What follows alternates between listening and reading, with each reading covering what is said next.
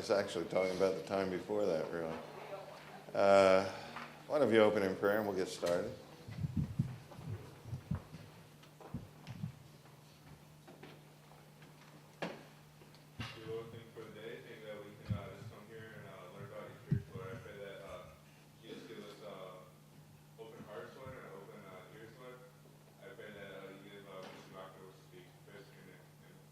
We have a guest with us today, Mr. Ray Rogers. Ray, wave your hand to everyone. Good friend of mine from years and years ago in camp ministry. Ray and Gary from North Dakota were the best song leading team the camp circuit's ever seen. Isn't that right? That's what I hear. Yeah, it was wonderful. It really was. Really had fun together and then stayed up all night having more fun. I have in my hand a mid-semester exam. Listen up. Okay, this will be on Wednesday.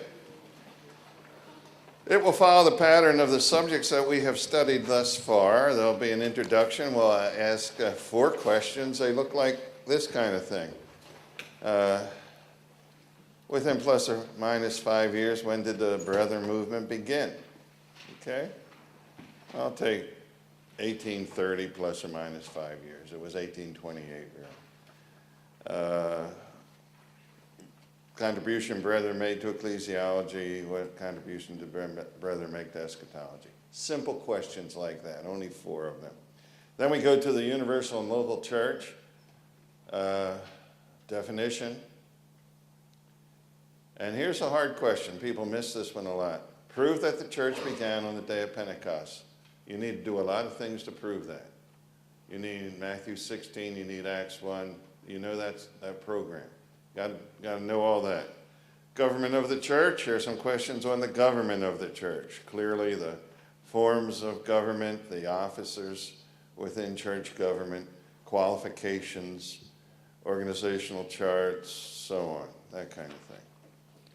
Meetings and services of the church. I want you to know why the church meets. Be able to distinguish between a church meeting and a church service. What is prayer? Definition of prayer.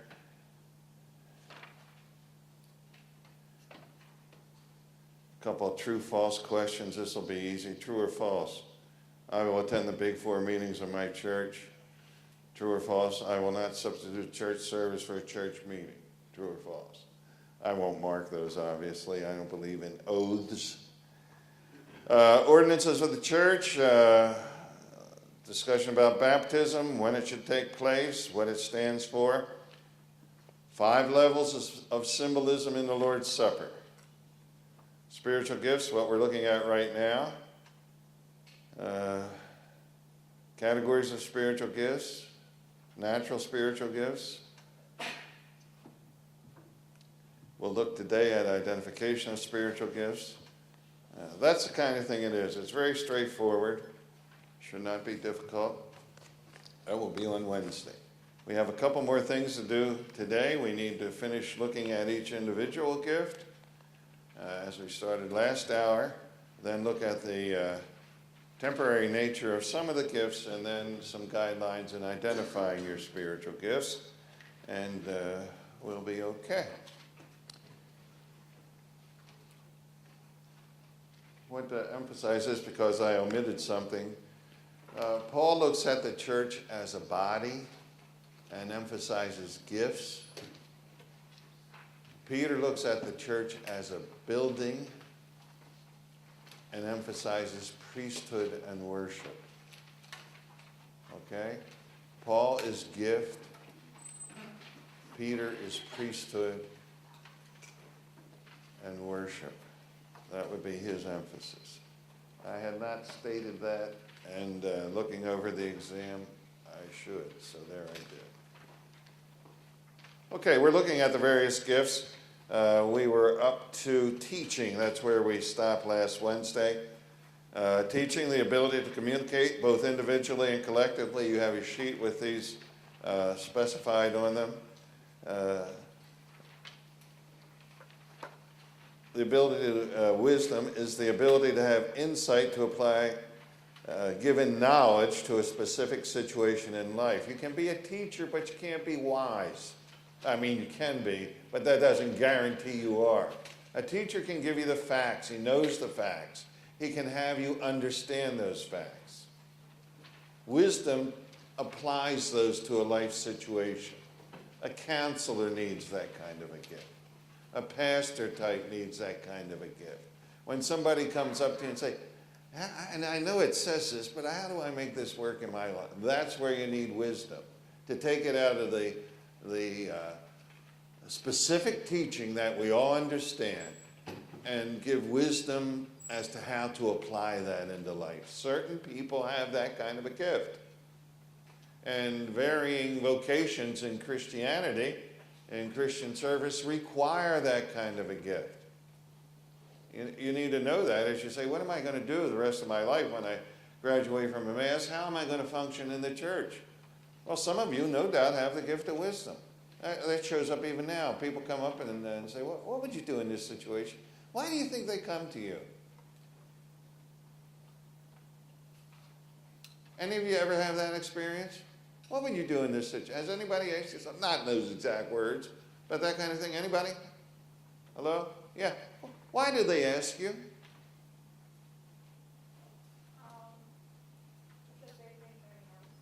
Yes, they've noticed something in you.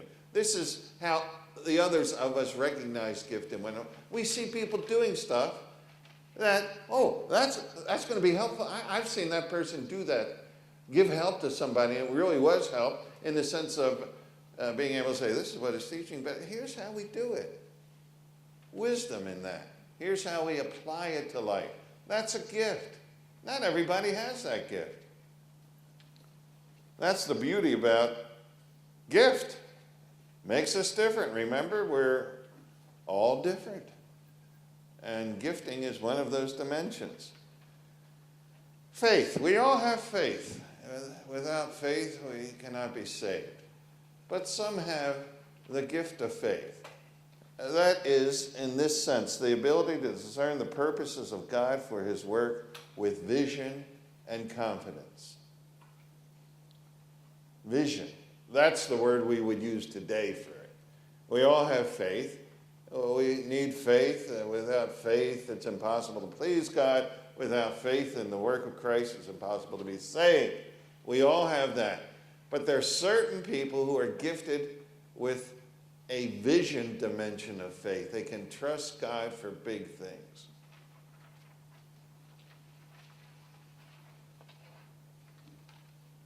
Vision. You got to realize, I was heavily involved, in the move of the school from Oak Park to this facility. And worked for a lot of hard years in convincing people that we needed to do that because our facility was crumbling around us and could not have any expansion. And I tell you, there were basically 2 guys on the administration and a couple of board members who had the vision. And the most difficult thing was to get other people to see the potential and bring them along. We get timid. I was talking to the chairman of the board. He was in St. Louis. He lives in St. Louis, where the conference was.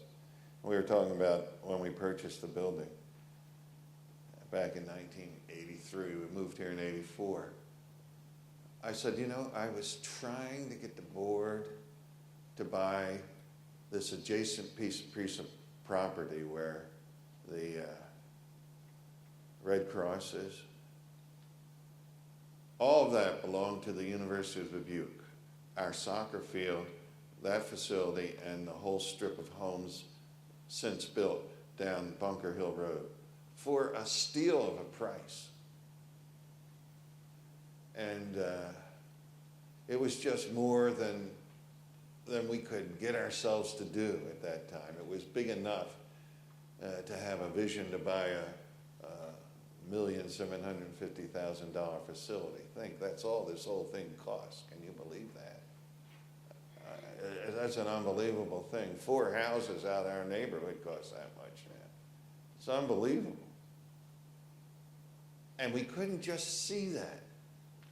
We bought from the Red Cross the soccer field for more than we could have bought the whole area for 5 years later or so. Oh, you go, oh my. We could have had the soccer field, the Red Cross. I had, in my vision, old folks retirement center there. Looks just like the Red Cross building, ground floor shape, where all you kids would have been doing your Christian service with all the old folks from the churches who would come in. It would have been so neat. I even did studies. There's one like that out in Seattle where if you have an old folks setting where there are young people, they live longer. It's statistically the case. They would march the band past the old folks' place, going to the football game, and they cheer, and cheering made them live longer. It's the truth of life. And I couldn't make it happen. You know, I said, come on. I even had a deal where I called up all the faculty and said, if we buy that piece of property ourselves, we can sell off every other lot and have the pagans pay for our homes. And we could have. You know? Vision. It's a big thing. An idea person can see what can happen. Dan Smith and I, we were both heavily involved in this. Stood on the balcony of the gym one day. And I said, Dan, the dream has come true. The vision is here. It's a fun thing to do. One day I was outside my home in Chicago with a clipboard drawing up an addition I was going to put on the house. And my neighbor said, paper dreams? I said, yeah, but they won't be paper for long. You know, it's such a wonderful thing to have an idea and to see it come into fruition. Any of you like that? Any of you got a gift of it? You can see big things and you're not timid about it. You can't say, we'll never be able to do it. We'll never be able to do it. I can't do it. Well, baloney, we can't. And you don't need a lot of people like that because they drive you crazy. I have too many ideas. You know, I understand that. But there is that gift that you can trust God to do some great things. Our whole school is a testimony to that. We have the biggest correspondence school in all the world. We have distributed millions and millions of courses over the years. It was the idea of a couple of men to have correspondence courses for the soldiers in the Second World War to study. And it just kept growing and growing. And Cyril Brooks out in the Philippines thought, this would be great. And he got on the radio station in the Philippines after the war was over and just distributed these things all over. And it gave everybody the idea this can be used for missionary work. And then somebody picks it up for jail work. And it's an enormous thing. A couple kind of ordinary folk had that idea and had a vision to go do it. The gift of faith is a big thing.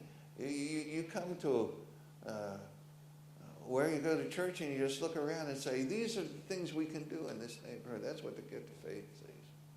What can be done? Vision to see it. It's fun.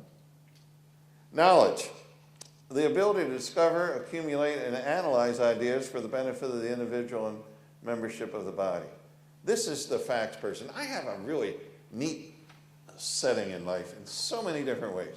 I'm studying my office, and I get a little problem I can't understand it. The text would help with a little, you know, I took 4 years Greek, and so I majored in Greek, but I'm not a Greek scholar. Jack is. I walk across, okay, hey, Jack, what do you think about this? Tell me that. Well, let me see. You know, he'll look at it and poke up a few things and give me the right answer. Yeah? I got a theological question. I walk down the hall and talk to McLeod.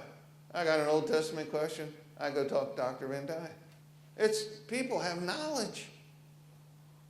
And having knowledge is the ability to accumulate it and have it in your mind organize it, structure it, so you're like a walking encyclopedia of biblical truth. That's a wonderful thing. Sometimes, some people will understand this. You learn it, you got it forever. Are any of you like that?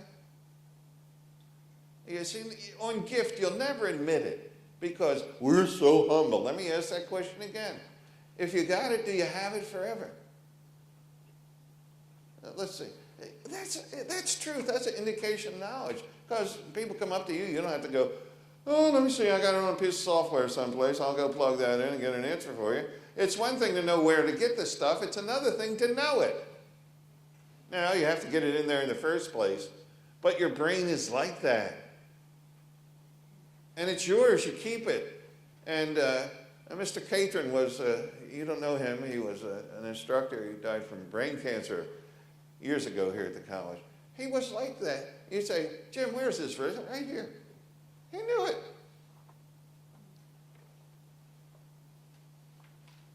And that's a gift.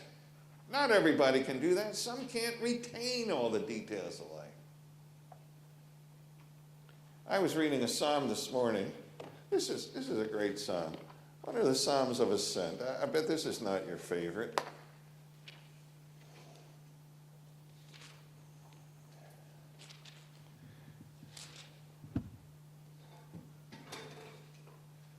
I'll find this just a minute.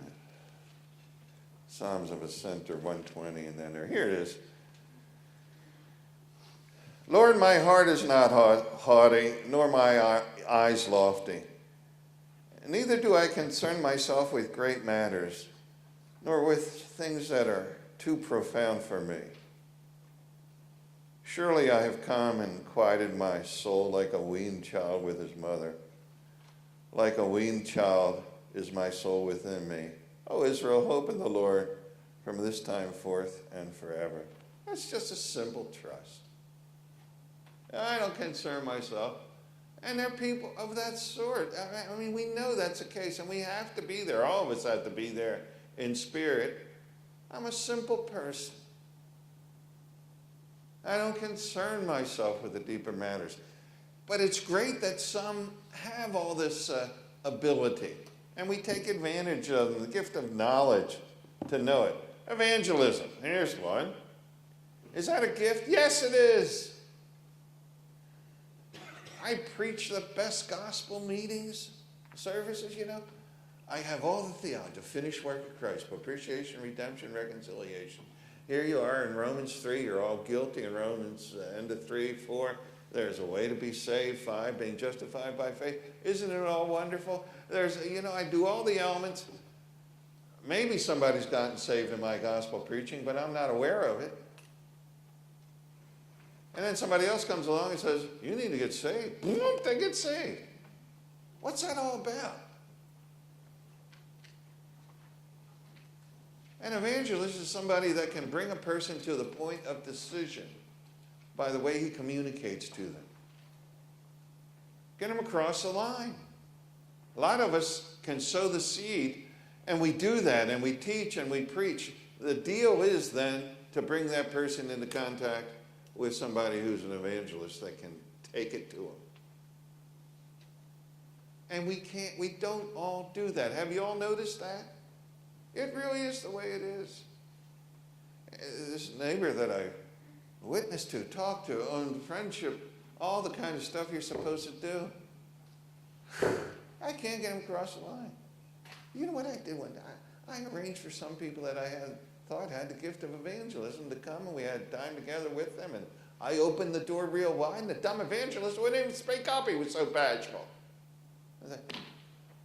I wanted to choke him afterward. Why did we put this all together? You're the one that can persuade men, and you got bashful on me. I can get bashful all by myself. I don't need that. Do you understand that distinction? Being able to bring them across the line. Paul will say to Timothy, do the work of an evangelist, and we all witness, but it's the evangelist who has a God-given knack to bring them across the line to salvation. It is true in a local church that it's about 10% of the people that lead any convert, anybody who gets converted to the Lord. Now we feel guilty about that. You don't have to feel guilty. What should be our conclusion? If 10% of the congregation are the ones that are leading people to the Lord, what should we think about that? It's not a hard question. They're the evangelists in the church. That's what we should think. When, in fact, we ourselves share our faith, share our lifestyle, give hospitality, all that kind of thing, and then someone else leads them to the Lord rather than myself. One waters, one plants, one waters. God gives the increase. He gives the increase through the evangelist type. It's that simple. It's not complicated. Now, we all have to do what we're supposed to do. This is not a cop-out. But an evangelist is the person that can get it done.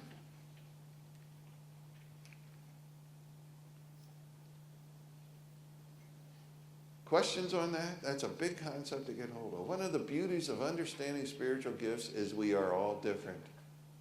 And I can't superimpose my set of gifts on you, and you can't on me. Our job is to exercise a gift God has given us, and then in general do it all. So there are these communicative gifts. Any of you see any of your gifts in the communicative gifts? Let's see how many in the communicative gifts. Let's see how you can. Don't be bashful. Okay, next section is going to help you. Practical gifts. Oh boy, we're glad to get to the practical. That's not challenging. Helps. This is a hard thing to define. How would you define help? This is like fellowship. Very hard to define it. How would you define help? Give me some ways that people could help. Raking leaves. It's a gift to help. You got some widows or old folk like me in the assembly, and they have trees, and it comes fall. Go rake their leaves. Okay? Some other helps. Gift of helps. We have all these tables that need to be folded up and put away. Plunk, gift of helps. What else?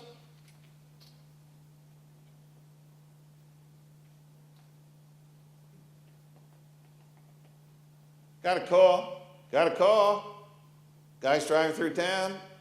Doesn't have any money, have any place to stay. Mr. Deacon, can you take care of that? Sure. Gift of helps. All sorts of helps. It's a very general term. Wherever there's help needed, these are people that help. Need to get the kids from one place to another in a school situation. Gift of helps.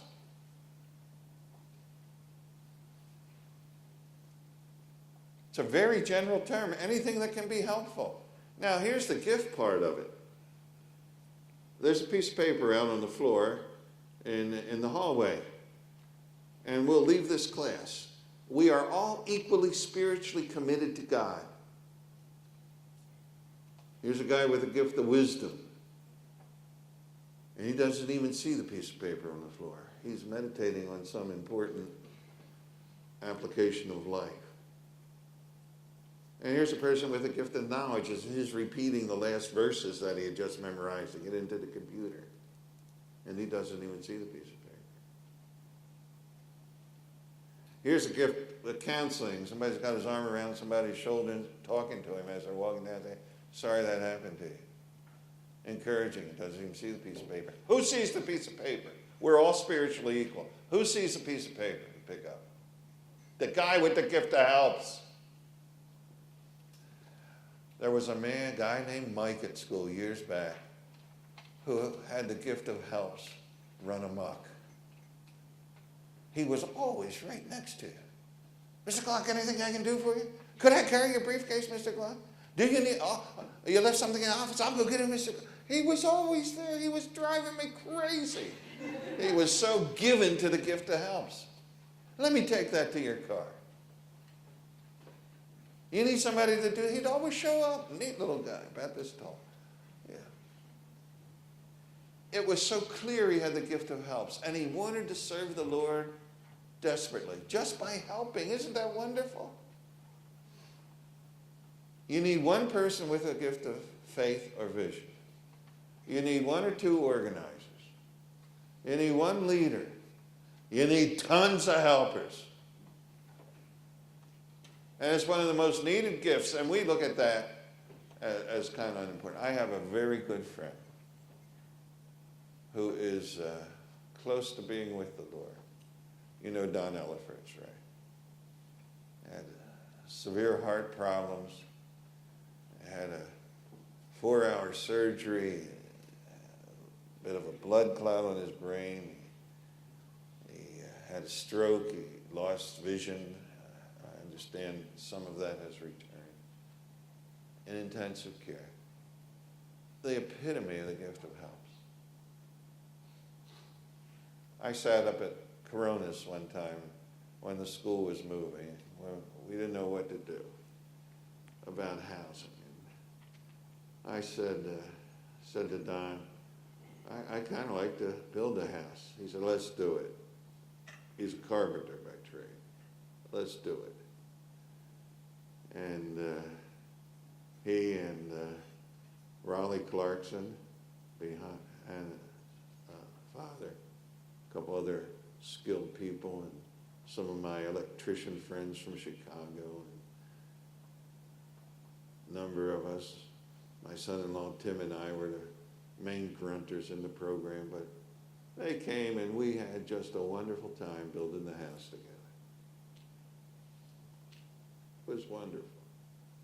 Gift of helps. He and Sandy, after we got the house all finished, gave us a plaque that hangs in our foyer. May the Spirit of the Lord rest upon this house. Gift of helps. We have entertained thousands of people in that house. And the guy with the gift of helps will get all the credit for that. It's that simple. It's the way it works. Let's do it. Boy, that was fun. I almost died. We were carrying the steel beam that's 42 feet long, goes across the basement, rests on the pillars that are there, and there were about 7 or 8 of us who lifted this I-beam up, 16-inch thing, 42 feet long, and we're walking it into the notch in the wall, and then we would put it up with physics principles of cranking it, you know. Well, I tripped over a pile of dirt on the floor. Concrete wasn't poured yet, and fell down. And when I fell, that was enough to say we can't hold it. I fell down, and there's this pile of dirt, and I fell down, and the thing fell right across my chest. And the pile of dirt over which I tripped stupidly really saved my life, because the beam came to rest on the pile of dirt, and I was underneath it. Whoa, that was close. I'd had terrific measurements. 5 inches, 35 inches. Whoa, you know, that's the way it was. Well, you know, lots of help, lots of help. A gift of helps. And it was one of the best things I ever did in my life. It was so much fun doing that. I carried siding. It had to be moved, 16-foot lengths of siding in a packet. So I thought, you know, I've seen over in Africa people carry stuff on their head a lot. And they do. So I put it up on my head, and it went like this, you know, 8 feet on each side. And I could walk with it. It wasn't that heavy. I found out the next day my head was so sort of muscles in your head. Do you know you have muscles in your head?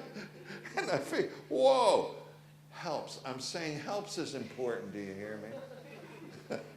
Helps is important. Oh. Giving. There's a gift of giving. Any of you have that? I have a mailing list for you if you'd like to sign up for it. The gift of giving. Listen to it. The ability of acquiring and distributing material possessions for the benefit of the church. If you have the gift of giving and you don't have the gift of getting, you're in trouble. It really is. Last month was a marvelous month at the school financially. Robbie, did your dad share any? This is a wonderful thing. He came back from his travels, and opened some envelopes, and it was so much generosity of the Lord's people. Some repeating to give a great deal of money. If the Lord blesses you with the Midas touch, where everything you touch turns to gold, that's an indication that you have the gift of giving. He didn't give you that gift to keep it. So that's a big thing to get hold of. And if you have that gift, seriously, do you have a generous outlook on life? That's part of it. My personal conviction about finances is that we should be privately frugal and publicly, not in the sense of Pharisaically publicly, but as we relate to the public, publicly generous.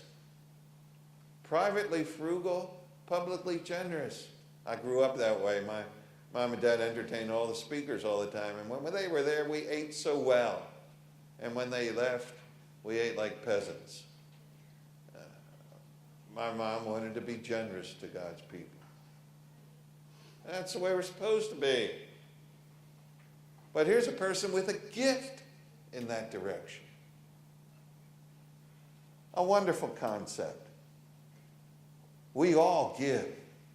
We are all called upon to give. This relates to what Paul will say in 1 Timothy 6. Look. The rich man should not trust in his riches, but should be, or be haughty, but should be willing to share, ready to distribute. And we praise God for that. Gift of giving. We all give. Certain ones have the gift of giving that involves the gift of getting as well. Mercy. We're all to be merciful, but some have compassion as a gift. Others of us have to work at it. On one occasion, this is a funny story, sad, but nonetheless, we had a young lady at the school engaged to a young man who was not a student, who came to visit her, got a speeding ticket. They ran a check, and he had an outstanding ticket in California, I think it was, and they put him in the jail. And it was, you had to get this all cleared up before he could get out. Oh, man. So she comes out the house she was a student here, came out the house with one of her friends and came in the front door, and she's crying her eyes out, wouldn't you? Yeah, this is a terrible situation to be in. Wanted to talk to Melzy.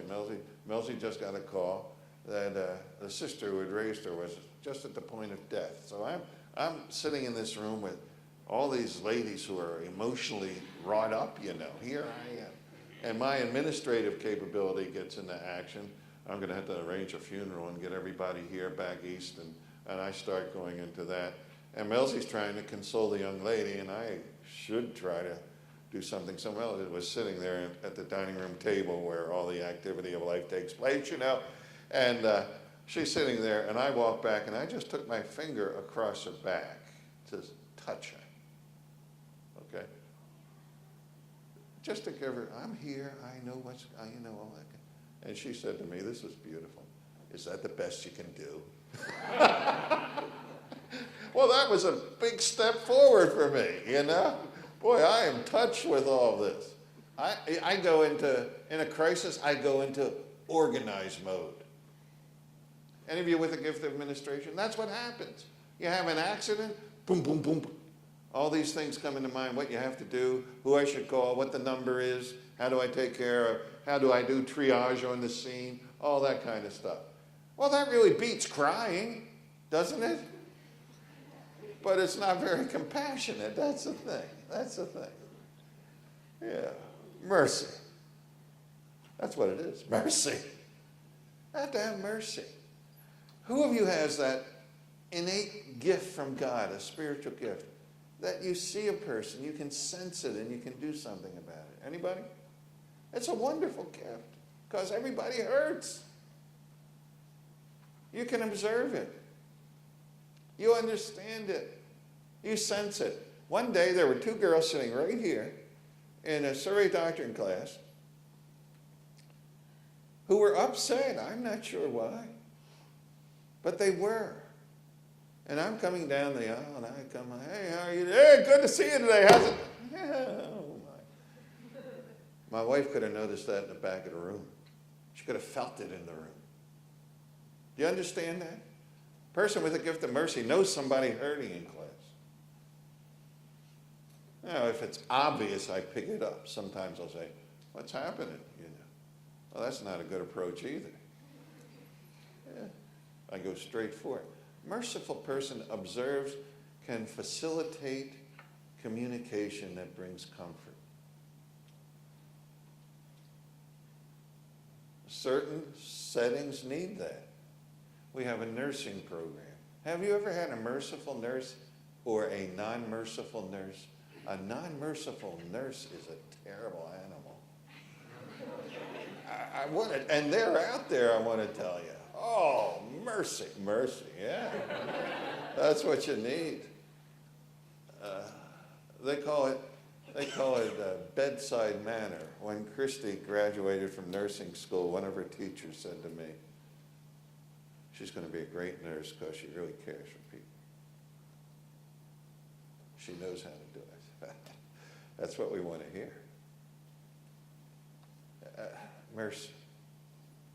The way you approach people, the way you can empathize with them and say things that facilitate emotional healing. Mercy. Hospitality. We know this one. What do you think of when you think of hospitality? I think of food, don't you? But that's not right. That's certainly part of it. But hospitality is making people feel welcome. One of the things I do a lot is travel around to different churches. And here's who I am. I can speak to big crowds a lot better than I can speak to one or two people. I can speak to you as a class better than I can to you individually. The charts that analyze my personality tell me I like trees better than people. Isn't that disappointing? Here are the questions. Do you like to be outside? Do you mind being alone? Do you care for things like flowers? Do you like to work with your hands with wood? And it's all these kind of questions that are questions that a person who likes to do things by himself likes to do, and I like that. So when I go into a new place, my wife taught me how to be friendly and how to go into the dining hall when I did those things and talk to all the visitors, shake their hand. I would no more do that naturally than a big fly. You can change behavior, you can't change personality, you can learn to adjust to things. But the fact of the matter is, hospitality is making people feel welcome. Observing, I go into some churches and I can walk from one end of it to the other. And I say to myself, am I invisible? Have any of you ever experienced that? It's unbelievable when that happens. It's really awkward. And there are usually churches that talk about welcoming visitors. I run a little test. I'm going to walk all the way through and see how much they welcome it. And you have there are 4 people standing there and they see you walk by. They do this to you. Have you ever seen that? You just look at, look at it. There's a new person. Yeah. And you want to go in the front door and out the back door and say, see you, Charlie. Yeah. Welcome in the local church. Welcome in the home. Mark and Laura Woodhouse put together a picture album of Melzi. It was so nice, and Laura and Mark wrote an introductory preface to the book, this album, in which they said Melzi was the epitome of hospitality. You always felt totally welcome when you got there. And that's true. She was great at it. And people feel at home. You have the person's attention. They're not checking out clocks and watches and all that kind of thing. You really feel comfortable. The word means lover of strangers. It's not a discriminating, I like some people and not others. It's not my group. There's a new person, I have to include them. And it's personality. Remember we said personality is at conception. Personality has to play with that. A person with the gift of hospitality has a personality that reaches out to people to start with. We can learn. We can learn how to do it. We can change behavior. You can't change your basic personality. And God matches up the gift of hospitality with the right personality, too. How many of you have that gift? How many of you think you have it? Okay, these are good. Leading. If we put 5 or 6 of you in a circle and give you an assignment and say, you got to do this, go for it. You'd sit in that group, somebody would start to talk. Normally, that's the leader type. They'll take the initiative. Then another person to go into the next gift will be able to organize it. That's an administrator. This is one of the benefits of working in a committee. You see different gifts, some natural, some spiritual, being exercised. And it emerges naturally. A leader gets it moving, and other people will follow him. And the administrator is not necessarily the leader. He can put the organizational thing to it, the structure to it, see the outcomes of it, intended and unintended, and put it together that way. The leader can get us to go through the whole program. Now, I've asked you over and over again, how many of you have that gift? You don't have to know now. In fact, you don't have to ever know. Really? Identifying your spiritual gift is a recent phenomenon in church life. The tests are recent. You do spiritually your spiritual gift if you're walking in touch with the Lord, just like you do naturally your natural gifts in the world in which you live. If you're an athlete, you don't have to take a lot of tests to see if you are. You have done it naturally from a little kid on. A singer, any of the natural gifts. You instinctively go the way you are. That's the way it is with spiritual gifts too. You instinctively, your ears perk up when somebody says, we need some help, or we need a teacher, or we need an organizer. If you're walking with the Lord, your ears will perk up. And you say, I'll do that. That's the natural way of doing that. For all these years, the church has done it that way, and we got here. But nowadays, we have to organize it. And it's worthwhile. So what we do is not complicated. We identify the gifts. That's what we're doing. We go to 4 chapters in the Bible where they're listed. We list them all. We identify them by Scripture to see what, in fact, is involved in the doing it. Now we know what all the gifts are. Isn't that good? We know what they are. Some of them are temporary. And the second thing we do then is say, I will never be an apostle. I don't have to worry about that. I did not company with the Lord from the time of John's baptism onward, and I was not witness to his death, burial, and resurrection, and the church is not built upon me or the prophets, so I guess I'm not going to worry about being an apostle. Put a line through apostleship.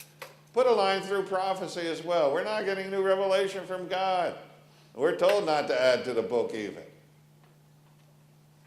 So that one's not here either. That's a foundational gift. There are a whole section of them that are debatable. I'll skip over that now. Maybe I'll say something about that when we get back to the other side of break. So eliminate the gifts. I don't care how you do that. If you come from Pentecostal background, keep them all there.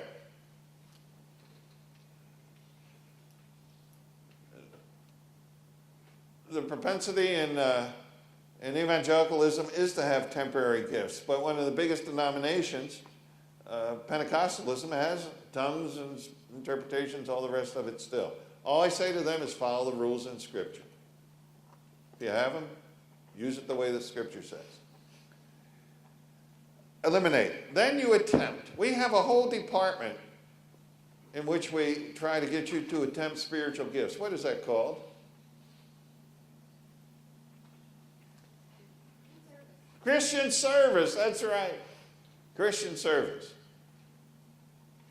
You do this, you do this, you do this. You try all sorts of things. What kind of Christian service you guys involved in? Let me hear some of them. 10 of them real quick. What do you do? What is it? A youth group. Youth group. What else? Awana. What else? Clean the gym helps. What else? Nursery. Nursery. What else? Student leadership. Student leadership. Leadership. Do you see it? What else? Friday nighters, evangelism, teaching. What else? Ensemble. Traveling to Williamsburg. I'm so jealous. I'll be in to see you today. What else? Spiritual formation. That would be leadership, teaching, encouragement. You could get a lot of things in there. And you keep doing it. Have any of you really disliked the Christian service you got assigned? Boy, I had one in college that drove me crazy. There was a Saturday night outreach called Youth-a-Rama. And it was that kind of thing. They had all sorts of music and just this side of dancing girls. And I had to be a counselor at Youth-a-Rama. I abhorred that. But it taught me something. One day, I was a painter in school. I worked at PCB painting. And I was in charge. I painted an 8-story building. Unbelievable. Whew. Never ran out of work. Well, I saw in a paint magazine a new way to mix paint, where you take a rod and bend it into a triangle like this and insert it in the 5-gallon can of paint and put it in a drill press and lower it in, and it stirs it up. It's a neat deal. So I said, I'm going to make one of those. I went over to the shop and made one of those and got my can, put it underneath the drill press. A drill press has numerous speeds. It has belts that you locate on 2 pulleys, as to your speed. Well, I knew that, but it's not going to make any difference. So I lowered that sucker down, and the paint went whoosh, caught me here. I was painted from here down, and so was the room. It was unbelievable. Well, I had brought an extra change of clothes to go to Youth-a-Rama that night, but I wasn't planning on really being covered with paint, so I smelled like a paint can. And I went into the room where I was thinking, and everybody came in and said, is there fresh paint around here anywhere? That was Youth-a-Rama for me. I'll never forget it. That was not my kind of thing. I did get assigned to teach a group of Italian widows in the heart of Philadelphia. I tell you, when I got off the L and walked through that section of town, I was really walking fast. I was in trouble. Those widows communicated to me till they all died. They were so neat. I had such fun teaching them. And that confirmed gift for me. See, that's what Christian service does. You attempt your gifts. Some of them I didn't like. That's honest. Some things we can do we don't like. That's okay. It's not your gift. When they volunteer for counselors at Youth-a-Rama, David, keep your hand down. And that's what we do. Some of it we can't do it. That's good. So you attempt. You measure your success. If you teach a Sunday school class and they never learn anything, you have 2 conclusions you can make. What is it? What are they? You're a bad teacher. That's one conclusion. What's the other? What? The kids are dumb. Now you can't say that anymore. But it's the truth. I love a student that has no handicap whatsoever, learning problem, attention deficit, any of that. They're just dumb. Look at that. I love that. That wasn't politically correct? Wait, some of us are like that, folks. We can't get it. It's over our head. Any of you ever feel that way? I can't get this. I had calculus. What are we doing this for? Yeah, we understand that. success is a measurement. Sometimes the reason I can't make a thing work is I don't have the gift to make it work. We're all limited. So, measure success. Evaluate what others say, your friends. Some people will say, no matter what, that was a wonderful message. When it stunk, you know that. When your friends evaluate you. My wife used to do this. She would sit in the back of the room and do this. Bunny trail's too long, David. Cut it off. You were off the point today. My son's doing it to me right now. You know, evaluate what other people say who love you. And say that's really not what you should be doing. Or you did a great job. And here's the last one. This is important. Understand this. When you are walking with the Lord, fulfilling spiritual principles of living, there's nothing more, hear me, there's nothing more enjoyable than exercising your spiritual gift. God's not out there to give us a miserable life. He who would love life and see good days. You get to exercise your gift in a setting where you can have some success and consistency in it. It's the most enjoyable thing you can do in your life. Understand that. Serving the Lord is not a misery. Exam next hour.